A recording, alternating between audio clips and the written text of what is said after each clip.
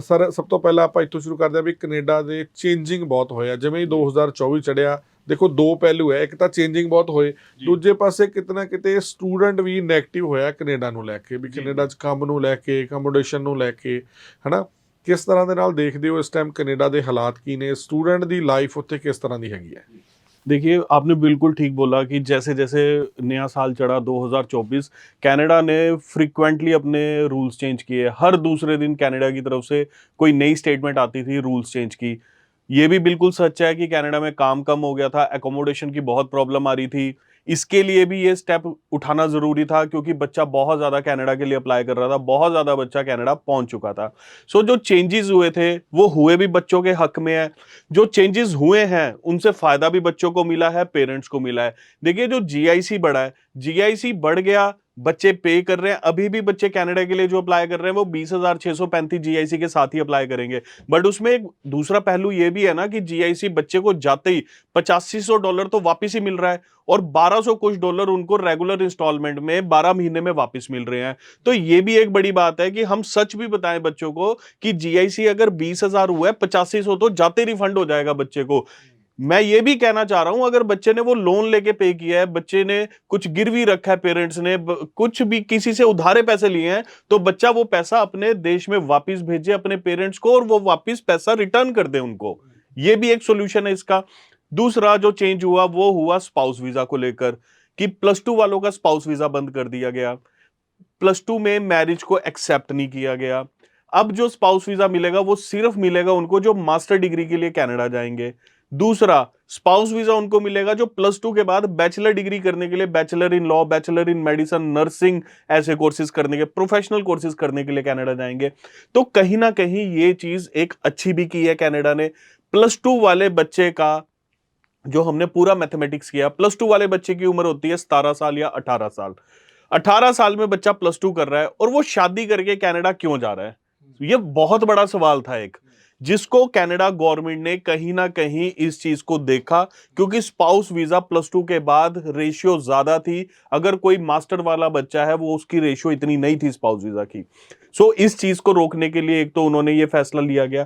अभी भी स्पाउस साथ में जा सकता है, पर कैसे जा सकता है?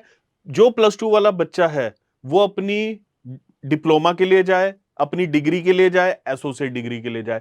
स्पाउस अकंपनी कर सकता है उसको टूरिस्ट वीजा में। फाइल दोनों की एक साथ ही लगेगी, फाइल दोनों की एक ही दिन लॉन्च होगी, दोनों का एक ही दिन वीजा आएगा और दोनों एक ही दिन ट्रेवल करेंगे। ये बिल्कुल नहीं है कि आपका दूसरा टूरिस्ट वीजा लगेगा कि आपको पता नहीं है कि स्पाउस जा चुका है, 3 महीने या 6 महीने के बाद आपको स्पॉन्सर आ रही है। ठीक है, ਨੇ ਹੁਣੇ ਗੱਲ ਕੀਤੀ ਹੈ ਕਿ ਕਿਸ ਤਰ੍ਹਾਂ ਦੇ ਨਾਲ ਕੈਨੇਡਾ ਜਾਇਆ ਜਾ ਸਕਦਾ, ਔਰ ਖਾਸ ਤੌਰ ਤੇ ਜੀਆਈਸੀ ਜਦੋਂ ਵਧਿਆ, ਸਭ ਤੋਂ ਵੱਡੀ ਗੱਲ ਹੈ ਬਜਟ ਵੱਧ ਚੁੱਕਾ। ਸਟੂਡੈਂਟ ਜਦੋਂ ਸੋਚਦਾ ਕੈਨੇਡਾ ਜਾਣਾ ਹੈ ਤਾਂ ਤਕਰੀਬਨ ਉਹਨੂੰ 25 ਲੱਖ ਰੁਪਏ ਚਾਹੀਦਾ, ਪੇਰੈਂਟਸ ਨੂੰ 25 ਚਾਹੀਦਾ, ਉਸ ਤੋਂ ਬਾਅਦ ਉਹ ਜੀਆਈਸੀ ਭਰੇ। ਪਰ ਇਸ ਦੇ ਵਿੱਚ ਸਭ ਤੋਂ ਵੱਡੀ ਸੋਚਣ ਵਾਲੀ ਗੱਲ ਇਹ ਹੈ ਕਿ ਉਸ ਦੇ ਵਿੱਚੋਂ $12,635 ਨੇ ਜਿਹੜੇ ਤੁਹਾਡੇ ਬੱਚੇ ਦੇ ਅਕਾਊਂਟ ਦੇ ਵਿੱਚ ਹੀ ਰਹਿਣੇ ਨੇ।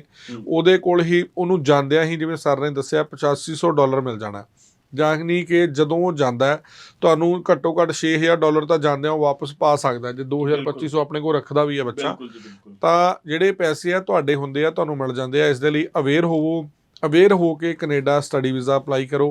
ਨਾਲ ਦੀ ਨਾਲ ਆਪਾਂ ਹਾਲਾਤਾਂ ਦੀ ਗੱਲ ਵੀ ਕੀਤੀ ਹੈ ਕਿ ਕੰਮ ਨੂੰ ਲੈ ਕੇ ਜਿਹੜੀਆਂ ਪ੍ਰੋਬਲਮ ਸੀਗੀਆਂ ਉਸ ਨੂੰ ਸਾਰੀਆਂ ਨੂੰ ਸੈੱਟ ਕਰਨ ਦੇ ਲਈ ਅਟੈਸਟੇਸ਼ਨ ਲੈਟਰ ਦੀ ਜਿਹੜੀ ਹੈ ਹੁਣੇ ਸ਼ੁਰੂਆਤ ਹੋਈ ਹੈ ਵੀ ਕਿਹੜਾ ਪ੍ਰੋਵਿੰਸ ਦੇ ਵਿੱਚ ਕਿੰਨੇ ਬੱਚੇ ਲੈਣੇ ਆ, ਜ਼ਿਆਦਾ ਬੱਚੇ ਨਾ ਆਉਣ। ਜਿਹੜੇ ਉੱਥੇ ਆਲਰੇਡੀ ਸਟੂਡੈਂਟ ਪਹੁੰਚੇ ਹੋਏ ਆ ਉਹਨਾਂ ਨੂੰ ਕਿਵੇਂ ਕੰਮ ਦਿਵਾਉਣਾ ਹੈ, ਕਿਵੇਂ PR ਦਵਾਉਣੀ ਹੈ, ਇਹ ਸਾਰਿਆਂ 'ਤੇ ਜਿਹੜੀ ਕੈਨੇਡੀਅਨ ਗੌਰਮੈਂਟ ਹੈ ਵਰਕਿੰਗ ਕਰ ਰਹੀ ਹੈ। आने वाले दिनों में हो सकता सर थोड़ा स्मूथली सारा कुछ सिस्टम चलूगा? बिल्कुल जी बिल्कुल। अटेस्टेशन लेटर का मेन मकसद ही यही था, इसी बात पर हम लोग आने वाले थे। अटेस्टेशन लेटर क्यों शुरू किया गया? लिमिट दे दी उस प्रोविंस को और कॉलेजेस को कि हम सिर्फ आपके कॉलेज में 400 बच्चा आप ले पाएंगे, 400 से ज्यादा अटेस्टेशन लेटर आपको इशू नहीं होंगे। अगर आप 400 से ज्यादा अटेस्टेशन लेटर लेना चाह रहे हैं तो आपको इस बच्चे को नेक्स्ट इनटेक देना पड़ेगा।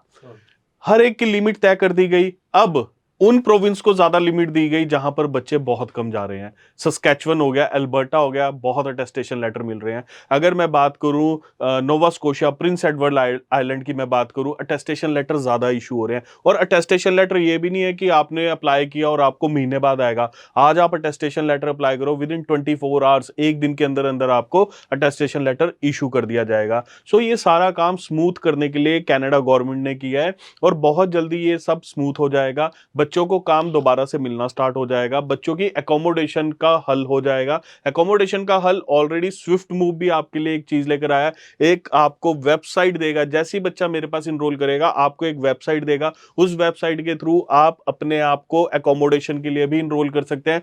वहां पर पेमेंट आपने देनी है। स्विफ्ट मूव का कोई उसमें बीच में किसी तरह का कोई पेमेंट पार्ट नहीं रहेगा। आपने कैसी एकोमोडेशन लेनी है, सिंगल लेनी है, डबल लेनी है, मील कैसा लेना है, आपको आपके ऑनर्स कैसे चाहिए, हर चीज आपको उस वेबसाइट पे मिल जाएगी। क्योंकि हम कनाडा से डायरेक्ट टाइप इस चीज का लेकर आए हैं कि बच्चों की एकोमोडेशन का हल हो जाए। ये नहीं है कि आपको यहां से कनाडा भेज दिया, वहां पर जाकर आपको काम नहीं मिल रहा, वहां पर जाकर आपको रहने को नहीं मिल रहा। स्विफ्ट मूव आपको इंडिया से ये सारी चीज की हल करके देगी, चाहे एकोमोडेशन हो चाहे काम हो, हम आपको रेफरेंसेस प्रोवाइड करेंगे। मैनिटोबा बच्चा जाना चाह रहा है, अल्बर्टा बच्चा जाना चाह रहा है, नोवा स्कोशिया जाना चाह रहा है, प्रिंस एडवर्ड आइलैंड जाना चाह रहा है, न्यू फाउंडलैंड जाना चाह रहा है, बच्चा यहां पर अप्लाई करे। सीट्स की कोई कमी नहीं है, सीट्स ही सीट्स हैं। ब्रिटिश कोलंबिया में भी बच्चों को अटेस्टेशन लेटर मिल रहे हैं, ओंटारियो में भी बच्चों को अटेस्टेशन लेटर मिल रहे हैं। सिर्फ क्या चीज चेंज हुई है? चेंज हुई है सीट्स की कैपेसिटी। जहां पर पहले एक कॉलेज की सीट कैपेसिटी 8,000 बच्चों की थी, उसको कर दिया गया है सिर्फ 1,000। तो कहीं ना कहीं सीट कम होने की वजह से बच्चा डाइवर्सिफाई करेगा दूसरे प्रोविंसेस में, जहां पर वीजा सक्सेस रेट भी बढ़ेगा, बच्चों को काम भी मिलेगा, बच्चों को रहने की भी कोई दिक्कत नहीं आएगी। सो ये काम कनाडा गवर्नमेंट ने बहुत अच्छा किया है और आने वाले टाइम में स्मूथ भी होगा और बच्चे इसके लिए अवेयर अभी से हो जाए, पेरेंट्स भी अवेयर हो, ताकि जब आप अपने बच्चों को कनाडा भेजें तो आपको किसी चीज की प्रॉब्लम ना आए।